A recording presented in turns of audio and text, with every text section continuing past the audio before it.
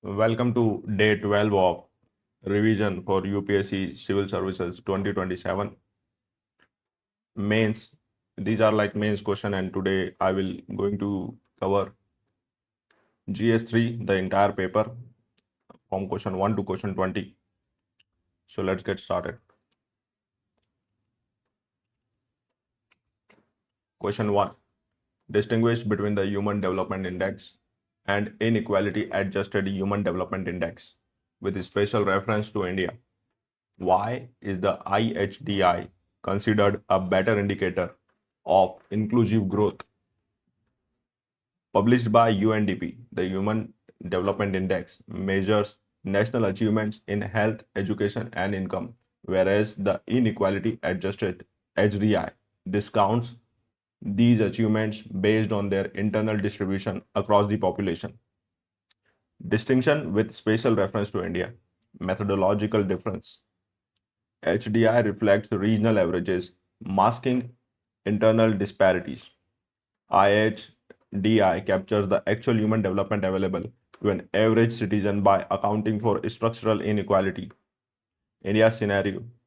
India's baseline HDI value regularly drops by nearly 25% when adjusted for inequality, highlighting significant domestic gaps across all three dimensions. This is the flow diagram national achievement HDI, and you can see why IHDI is a better indicator of inclusive growth.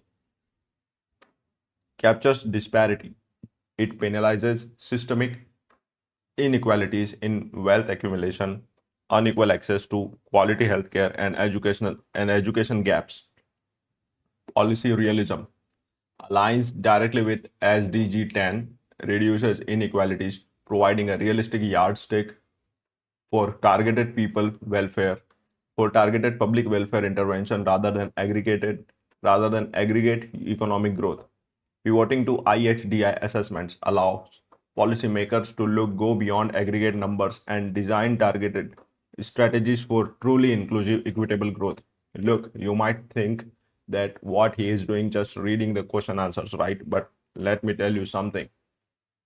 Don't see this question as a previous year question. See this question as a information bank, because look, it is giving you an understanding, right? First about human development index and inequality adjusted human development index, right? It is telling you everything. Now you have, if you memorize this, for example, so the purpose is not to memorize it word by word, but to understand the context, understand the meaning of it, that how it works, right? If we go through SDI and if we go through ISDI, so this is how you have to do it. If you, after reading this question, for example, you memorize it, now you have the idea about how these things works. And if any question related to this they ask in the next exams, in the upcoming exams, you have a content ready for you to write on in the paper. Are you getting my point? So this is how it works. This is how previous year question works. So आप ये मत सोचो, do not think like के ये तो repeat तो होगा नहीं, पढ़ने से क्या फायदा है, नहीं, it will gonna pay you back for sure. So do not think much and just go through the previous year question paper every day. Question number 2.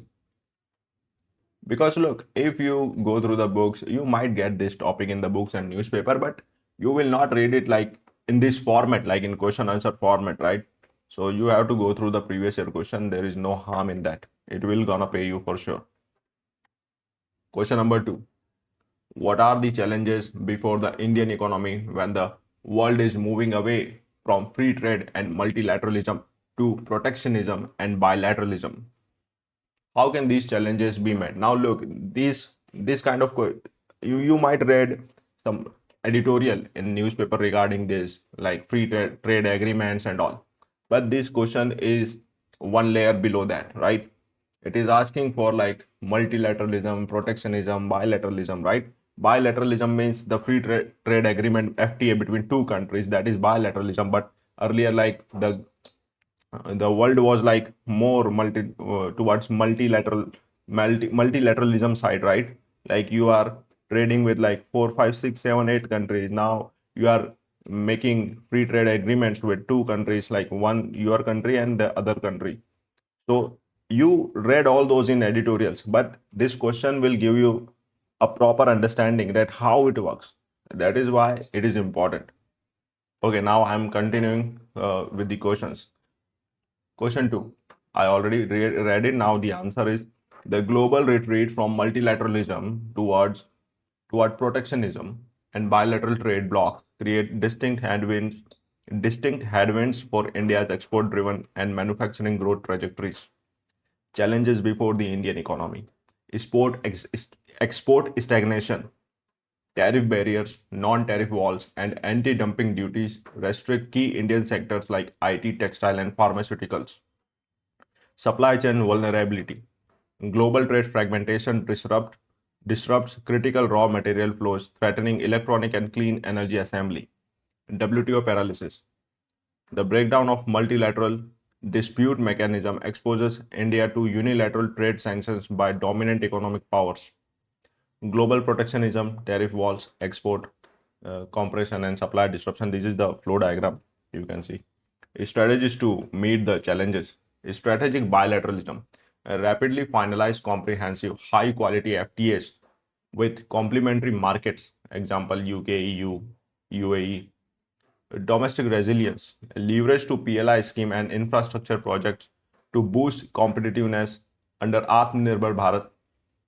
Export diversification, tap new markets in global south, emphasizing digital public infrastructure services. By balancing export diversification with domestic manufacturing capacity, India can maintain economic resilience amid global geopolitical realignments. Explain the factors influencing the decision of the farmers on the selection of high value crop in India. High value crops such as fruits, vegetables, spices, and floriculture offer paths to double farm incomes, but their adoption depends on complex ecological, financial, and technological factors. Farmers HVC decision, this is the flow diagram, factors influencing HVC selection: agroclimatic conditions and water security. Cultivating HVCs requires precise microclimate parameters. Access to assured micro irrigation system, example drip systems under PMKSY, this is a yojana, is essential for farmers switching from traditional grains. Market infrastructure and logistics. Since HVCs are highly perishable, adoption relies heavily on the local availability of temperature controlled logistics, cold chains, and nearby food processing clusters. Food resources and input access. Transitioning to HVCs demands significant upfront capital for quality seeds and specialized setups requiring access to formal institutional credit. Price risk, the lack of price safety, the lack of price safety nets like minimum support price for most HVCs exposes farmers to high market volatility, affecting adoption decisions. Strengthening cold chain logistics and providing risk mitigation tools will encourage more smallholders to shift sustainability towards high value agriculture. Explain the scope and significance of supply chain management of agricultural commodities in India. Agricultural supply chain management involves the efficient movement of farm commodities from farm gates to consumer tables, minimizing post-harvest losses while maximizing value addition. Scope of agricultural SCM: pre-harvest to post-harvest logistics includes setting up integrated cold chain networks, smart grading facilities, and modern dry storage units. Digital integration leverages agritech and unified trading platforms like eNAM to connect farmers directly with processing centers and bulk purchasers. Significance of SCM: economic benefits and social and ecological value. Reduces post-harvest losses, curtails annual food waste worth billions via advanced storage, boost farm incomes bypassing exploitative intermediaries, ensuring higher profit margins for cultivators. Price stabilization balances seasonal demand fluctuations curbing retail food inflation. Food security ensures steady supply chains to urban areas supporting SDG 2, that is zero hunger. Investing heavily in post-harvest infrastructure through the agriculture infrastructure fund is vital to build resilient, profitable, and food secure supply chains.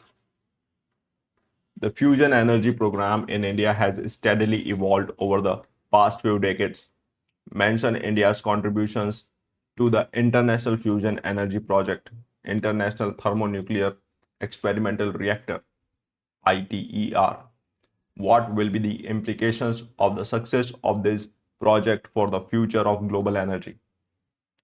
India's domestic fusion energy research, anchored by the Institute of Plasma Research, led to its entry into the International Thermonuclear Experimental Reactor ITER project in 2005 as a full collaborative partner. India's high-tech contributions to ITER, cryostat manufacturing. India successfully fabricated the massive double-walled stainless steel vacuum vessel that houses the entire reactor core. Advanced inclusion developed critical cooling water system, shielding blocks, and radio frequency heating components, highlighting India's high precision energy engineering capacity. Implications of project success: infinite clean energy validates commercial fusion power, offering an inexhaustible carbon-free baseload energy source using hydrogen isotopes. Zero long-lived waste. Fusion eliminates high-level radioactive waste and structural meltdown risk, trans- I'm sorry, transforming global energy geopolitics. Climate target fulfillment accelerates the global transition away from fossil fuels, helping secure long-term target under SDG 7.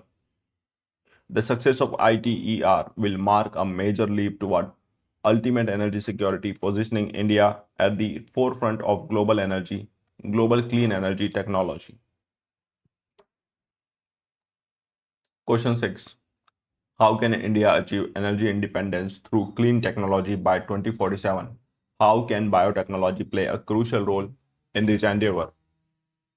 Achieving energy independence by 2047, marking a century of independence, requires India to transition away from fossil fuel imports by aggressively scaling up clean technologies and advanced biological innovations. Pathways via clean technology, green hydrogen grid expansion, scale up renewable powered electrolyzers under the National Green Hydrogen Mission to systematically decarbonize heavy industries and long haul transport logistics.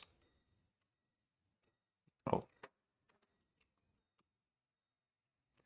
Next generation storage solutions localize the manufacturing of advanced solid state batteries and pumped hydro projects to seamlessly manage the intermittency of massive solar grids.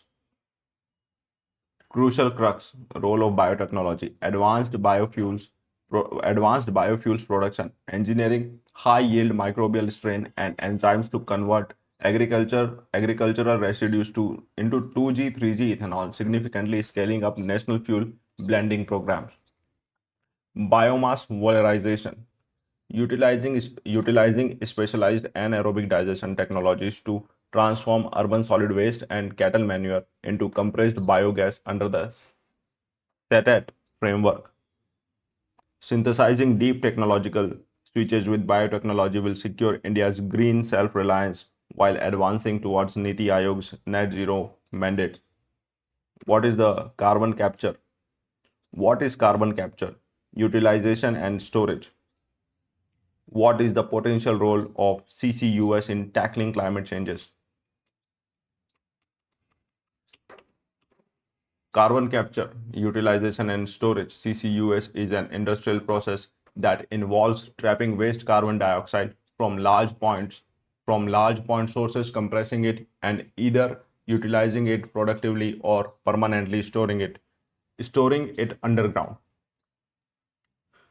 Potential role in tackling climate change, decarbonizing hard to abate sectors.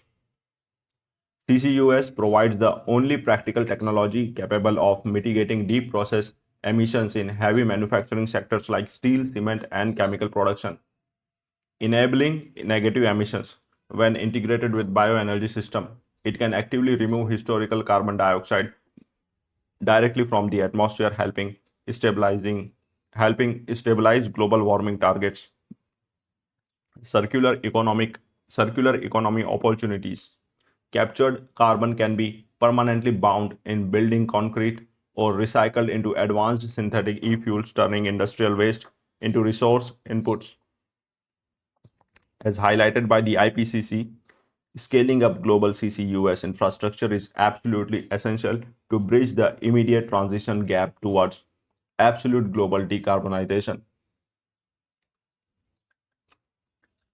Seawater intrusion in the coastal aquifers is a major concern in India. What are the causes for seawater intrusion and the remedial measures to combat this hazard? Seawater intrusion is the movement of saline water into fresh coastal aquifers. This phenomena degrades vital groundwater quality and threatens drinking water security along India's extensive 7,500 kilometers coastline. Causes of seawater intrusions: unregulated aquifer depletion, excessive pumping of coastal groundwater for agriculture, and rapid urbanization lowers the inland water table, drawing dense marine water inland. Climate driven sea level rise. Anthropogenic climate change pushes sea levels higher, increasing the lateral pressure on fragile coastal aquifers. Destruction of natural buffers. Widespread degradation of coastal wetlands, natural sand dunes, and mangrove networks removes physical barriers that block seawater advance. Remedial measures to combat the hazard. Artificial aquifers recharge. Construct dedicated Construct dedicated injection wells and check dams to force fresh water underground, creating a hydraulic barrier against marine entry. Strict regulatory oversight. Rigorously enforce CGWA guidelines to restrict deep groundwater drilling near coastline while actively promoting rainwater harvesting. Adopting integrated coastal zone management models is essential to protect vital groundwater assets and support SDG 6 goals.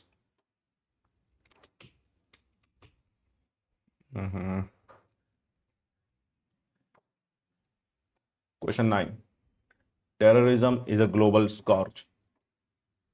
How has it manifested in India? Elaborate with contemporary examples. What are the countermeasures adopted by the state? Explain. Terrorism remains a complex challenge to India's internal security, shifting from traditional localized asymmetric threats to highly networked, technologically advanced transnational security challenges. Manifestations with contemporary examples: cross-border infiltrations, persistent proxy warfare in Jammu and Kashmir and utilizing highly trained infiltrators targeting security installations, cyber radicalization and financing, dark web platforms, encrypted channels, and unstructured hawala and cryptocurrency routes are used to recruit youth and move terror funds. Left-wing radicalism, ongoing insurgencies in remote forest corridors targeting state infrastructure and security forces. Countermeasures adopted by the state, legal institutional framework, and the tactical operational steps. Stringent legislation, enforcement of the UAPA and the NIA Act to dismantle cross-border financing links, intelligence integration, MSC and NatGrid networks synchronize real-time inputs across security wings, dedicated operational arms. The NIA leads centralized terror probes while NSG hubs ensure rapid response. Border security hardening, comprehensive integrated border management system, deploy advanced sensors, combining hard security measures with proactive community de-radicalization programs is vital to permanently defeat evolving networks of global terror. Question 10. The government of India recently stated that left-wing extremism will be eliminated by 2026. What do you understand by LWE and how are the people affected by it? What measures have been taken by the government to eliminate LWE? Left-wing extremism or Naxalism is an armed insurgency rooted in Maoist ideology that seeks to overthrow the democratic state through violent revolution, primarily operating within India's central tribal forest corridors. Impact on affected population. Development deficit insurgents regularly destroy critical infrastructure like schools, roads, and telecom towers, cutting off remote communities from basic public amenities. Humanitarian violations. Tribal communities are caught in the crossfire between security operations and insurgent violence, suffering from the forced recruitment, extortion, and constant displacement pressure. Government measure for elimination. Samadhan strategy. A comprehensive a comprehensive framework combining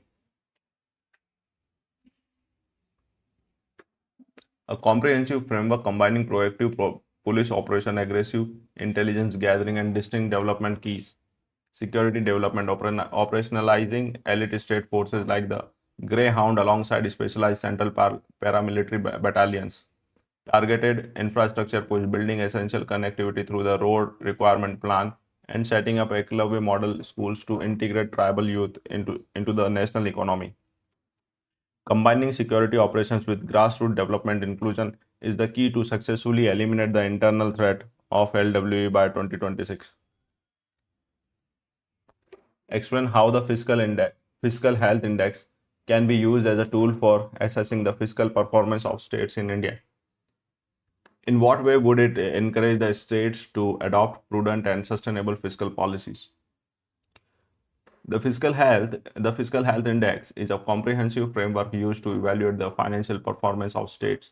It shifts the analytical focus from raw absolute indicators to relative structural macro fiscal parameters, helping assess the quality of public financial management. FHI as an assessment tool. The index aggregators. The index aggregators. The index aggregates four key subparameters to evaluate states: fiscal deficit to GSDP ratio, measures compliance with standard FRBM legislation limits, own tax revenue OTR growth, tracks a state's autonomous capacity to generate revenue moving away from structural central devolution dependence. Debt to GSDP ratio evaluates long-term solvency and structural debt sustainability metrics. Capital outlay ratio measures the quality of expenditure by calculating how much revenue is directed into productive asset creation over welfare revenue consumption. Encouraging prudent and sustainable fiscal policies. Performance linked devolution pool integrating FHI indicators into Finance Commission recommendation creates direct financial incentives rewarding states that manage their budgets responsibly with increased tax devolutions. Competitive fiscal federalism, publishing transparent FHI rankings introduce performance comparisons, encouraging underperforming states to expand their tax bases and streamline non-merit subsidies. Lowering institutional borrowing costs. High FHI scores improve credit ratings in bond markets, allowing fiscally disciplined states to secure developmental loans at lower interest rates. Operationalizing the FHI transform state budgets from political tools into legally compliant instruments of fiscal sustainability, matching the financial stability targets outlined by the Niti Aayog.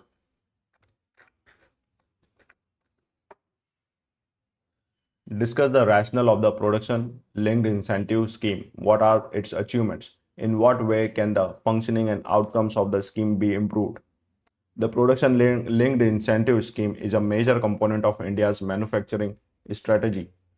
It offers direct financial incentive 4 to 6% on incremental sales to scale up domestic manufacturing, attract foreign investment, and reduce deep import dependency. Rationale of the scheme: overcoming structural cost hurdles, offsets high internal logistics, power, and capital cost that historically reduce the competitiveness of Indian manufacturing compared to global peers. Achieving economies of scale, moves past fragmented micro production units, encouraging large-scale manufacturing to secure cost efficiencies. Global value chain integration aims to position India as a key manufacturing alternative in global supply chains, specifically across high technology sectors. Key institutional achievements: electronics transformation. Driven by a massive mobile manufacturing expansion, it turned India into a net global exporter of smartphones.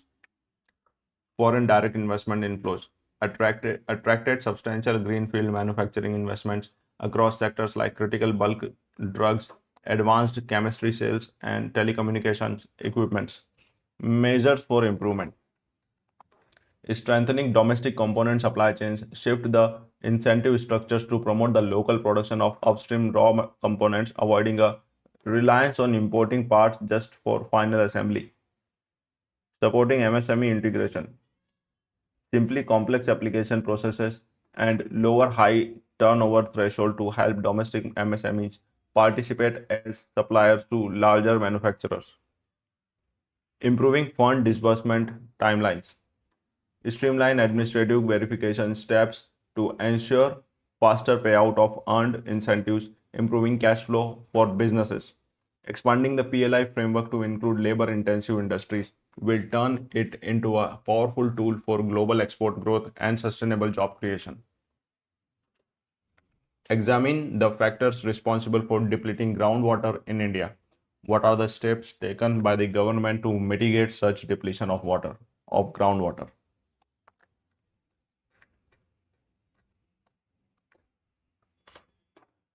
According to Central Groundwater Board reports, India is world's largest user of underground water. India is the largest user of groundwater, extracting more than the US and China combined. This heavy reliance has placed nearly one third of the country's aquifer blocks under critical overexploited stress condition. Factors responsible for depletion: cropping distortion. Distorted price safety nets favor water intensive crops like paddy and sugarcane in rain deficient regions, driving massive aquifer extractions.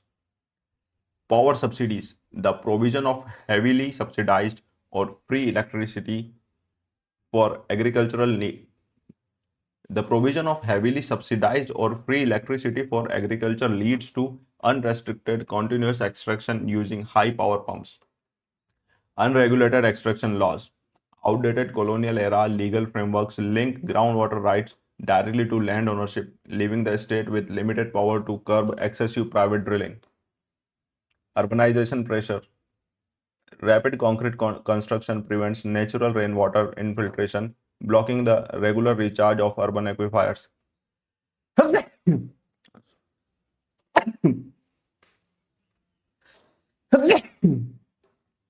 Sorry. Government mitigation steps.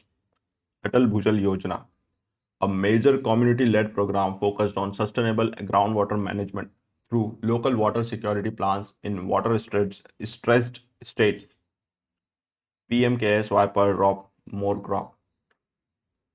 Drives the adoption of micro irrigation technologies like drip and sprinkler setups to reduce agricultural water demand. Jal Shakti Abhiyan focuses on seasonal water conservation campaigns, prioritizing rainwater harvesting and the restoration of traditional step wells. Aquifer, Aquifer mapping deploys advanced geospatial tools to accurately map underground aquifers, enabling better region-specific management. Moving from supply-side extraction to demand-side management, paired with the strict legal limits on deep drilling, is essential to protect India's long-term water security. Examine the scope of the food processing industry in India. Elaborate the measures taken by the government in food processing industry for generating employment opportunities. The Food Processing Industry act as a vital structural bridge between agriculture and manufacturing.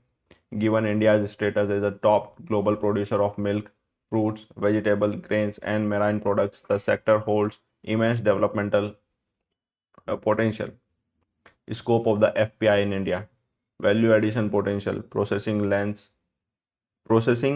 than 10% of total agricultural output reveals huge room for growth in converting raw harvest into high margin consumer products. Reducing post harvest losses. High post harvest waste present a major opportunity to build cold chains, freezing networks, and processing centers near farm gates. Changing consumer demands. Rapid urbanization and rising disposable incomes are driving domestic demand for packaged, ready to cook, and healthy food. Government measure for employment generation. PM Kisan Sampada Yojana funds modern infrastructure like mega food parks and integrated cold chains, creating direct manufacturing and logistic jobs in rural areas. PM FME scheme provides financial and technical supports to formalize micro enterprises, boosting employment across smaller unorganized food units. PLI scheme for food processing incentivizes large scale food manufacturing, encouraging investment that expand processing plants and create new industrial jobs. 10% FDI automatic route, 100%, not 10%, allowing full foreign direct investment in food retailing attracts global capital, driving job growth across modern warehouse and logistic networks. Developing the major processing sectors stabilizes farm incomes, curb retail inflation, and serve as a major driver of sustainable rural employment. Question 15. How does nanotechnology offer significant advancements in the field of agriculture?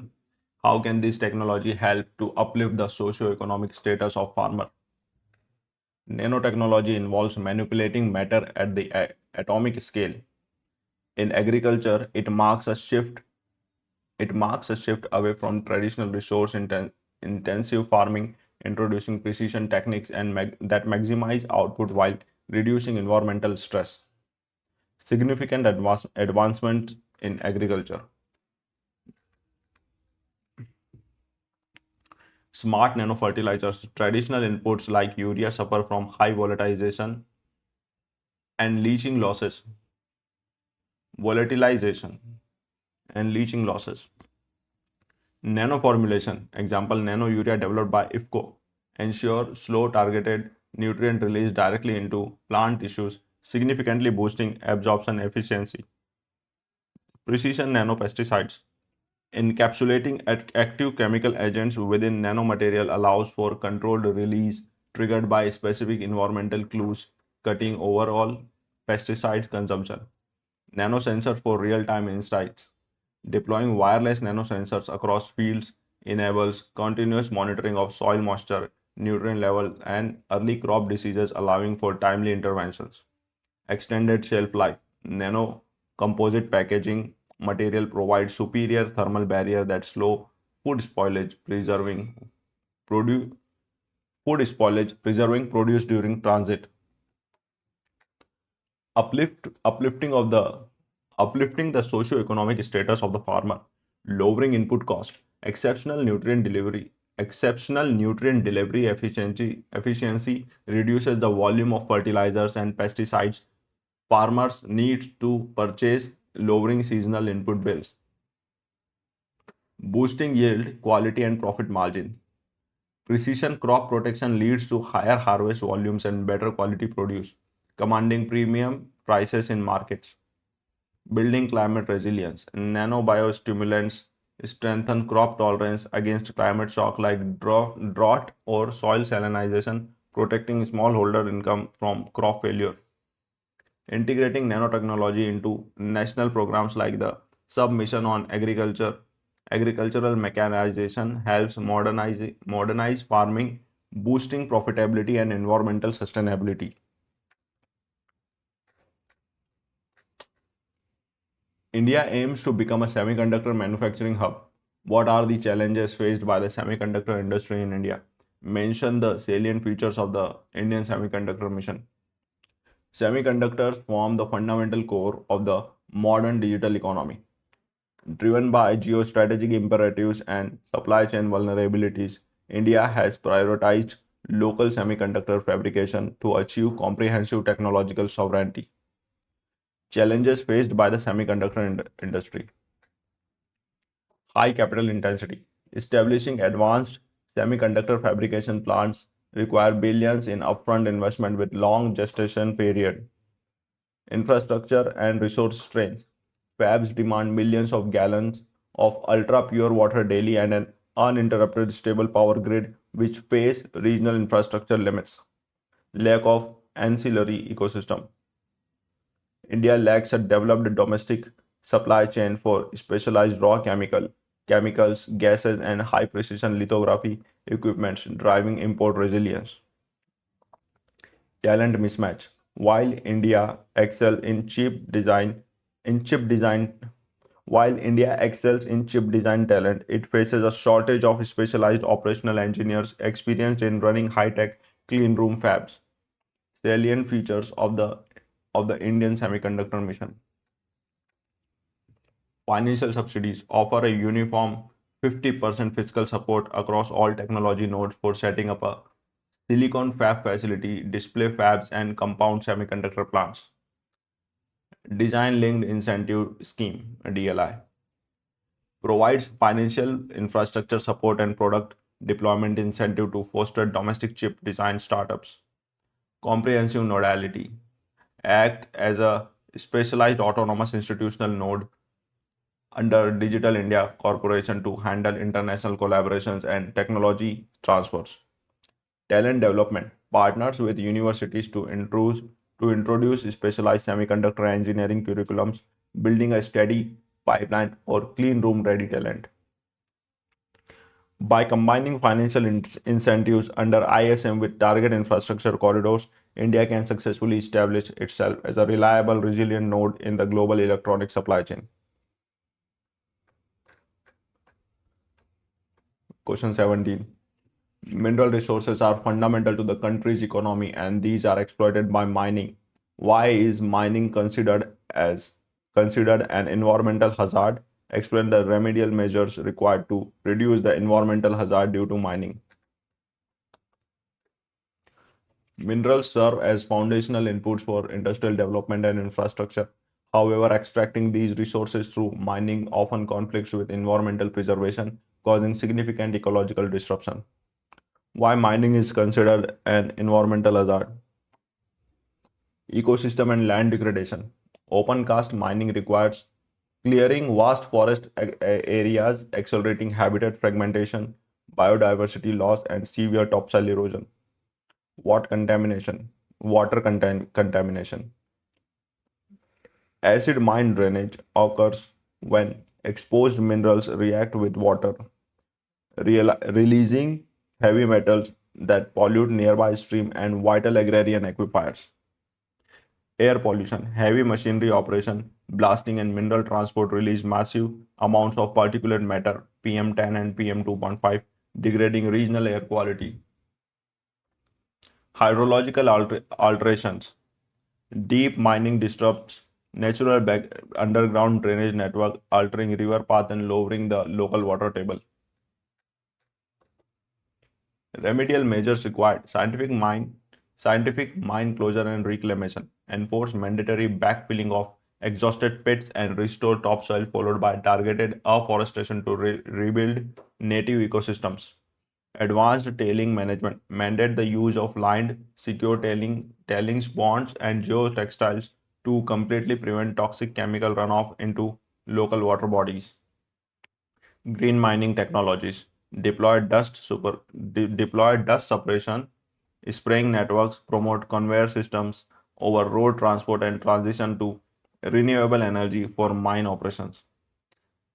Strict environmental impact assessment, use real-time satellite monitoring and GIS mapping to track environmental compliance and ensure zones of high biodiversity are protected.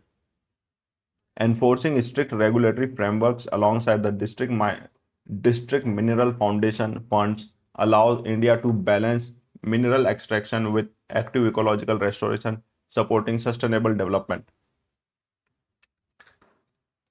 Write a review on India's climate commitments under the Paris Agreement 2015 and mention how these have been further strengthened in COP26.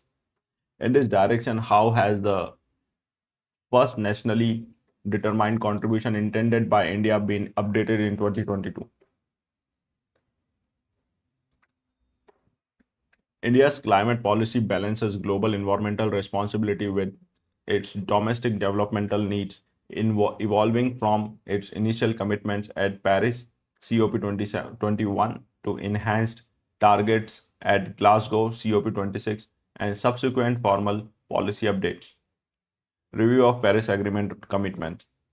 India's initial nationally determined contribution focused on three key targets for 2030: reducing the emission intensity of GDP by 33% to 35% compared to 2005 levels, achieving 40% cumulative electric power capacity from non-fossil fuels resources, and creating an additional carbon sink of 2.5 to 3 billion tons through forest cover. Strengthening at COP26 2021.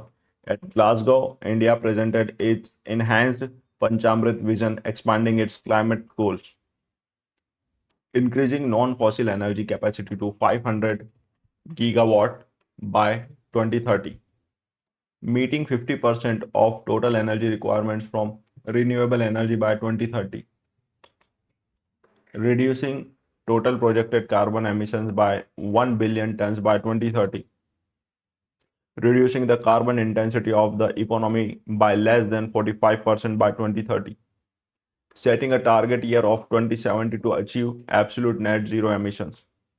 The updated NDCs of India of 2022. In August 2022, India formally translated the Glasgow goals into updated first NDC, making two core targets legally binding: emission intensity, committed to reducing the emission intensity of its GDP by 45% by 2030 from 2005 levels.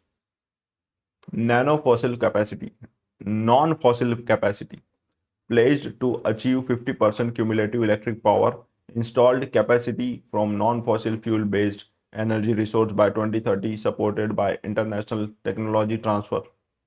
These updates showcase India's progress towards decoupling economic growth from greenhouse gas emissions, positioning the nation as a leader in global South climate action. Question 19. What are the major challenges to internal security and peace process in the northeastern states? Map the various peace accords and agreement initiated by the government in the past decade. India's northeastern region, connected to the mainland via the narrow Siliguri corridor, faces long-standing internal security challenges rooted in the ethnic diversity, complex geographies, and historical insurgencies. Major challenges to security and peace processes: inter-ethnic fractures. Deep-seated tribal identities frequently spark clashes over land rights, political representation, and autonomous council borders, as seen in recent Manipur instabilities. Porous international border. The rugged forested borders with Myanmar and Bangladesh allow insurgent groups to maintain safe havens and smuggle weapons easily. Weapons and narcotics trafficking. Proximity to the Golden Triangle fuels illicit drug trade and weapon inflows, which fund local insurgent operations and attract unemployed youth. Reflux of refugees. Geopolitical instability in neighboring Myanmar leads to unregulated refugee influxes, shifting local demographics and straining communal relations. Mapping peace accords and agreement. This is the year and these are the agreements. In 2020 to 2015, Naga Peace Accord Framework signed with the NSC and IM to establish a basis for ending India's oldest insurgency. 2020, Bodo Accord restructured the Bodoland territorial region, providing greater autonomy while ensuring Bodo groups surrendered arms. 2020, Bru-Riang Agreement settled a decades-old displacement crisis, permanently rehabilitating Bru refugees inside Tripura. 2023 UNLF Peace Agreement, a major breakthrough where Manipur's oldest valley-based insurgent group agreed to renounce violence. 2024 ULFA Tripartite Peace Accord. The pro-talks faction of ULFA formally dissolved the outfit, marking a major step towards long-term peace in Assam. Pairing these political accords with infrastructure projects like the Kaladan multimodal transit network helps transition the northeast from an internal security challenge into a gateway for regional trade. Why is maritime security vital to protect India's sea trade? Discuss maritime and coastal security challenges and the way forward. With a 7,516-kilometer coastline and a strategic location crossing the Indian Ocean's primary sea lines of communication, maritime security is central to India's economic stability and sovereign security. Why maritime security is vital? Trade volume dependence. Over 95% of India's international trade by volume and 68% by value moves via sea routes, making open shipping lanes vital for the economy. Energy security supply chains. India imports the vast majority of its crude oil requirements through maritime corridors, leaving it vulnerable to disruption at regional choke points like the Strait of Malacca and Bab el Mandeb. Blue economy protection. Securing exclusive economic zones protects offshore oil assets, gas reserves, and maritime fishing areas. Maritime and coastal security challenges. Asymmetric and amphibious threats. The risk of seaborne terrorism remains a priority, requiring continuous monitoring of small unregistered fishing vessels. Geopolitical competition, increasing naval presence and infrastructure development by foreign powers in the Indian Ocean region threaten India's traditional maritime influence. Non-traditional maritime threats, piracy in the Western Indian Ocean, drug trafficking, and illegal unreported fishing damage the regional maritime economy. The way forward. Radar and surveillance integration. Expand the national command control communication and intelligence network and implement mandatory AIS tracking for all seagoing vessels. Community-led coastline defense. Strengthen the Sagar Prahari Bal and involve local fishing communities as early warning lookouts along the coast. Regional security partnerships. Utilize mini-lateral frameworks like the Colombo Security Conclave and expand India's role as a net security provider under the Sagar vision. Strengthening coastal radar networks and building deeper diplomatic partnerships across the Indian Ocean allows India to secure its vital trade corridors and protect its coastal borders.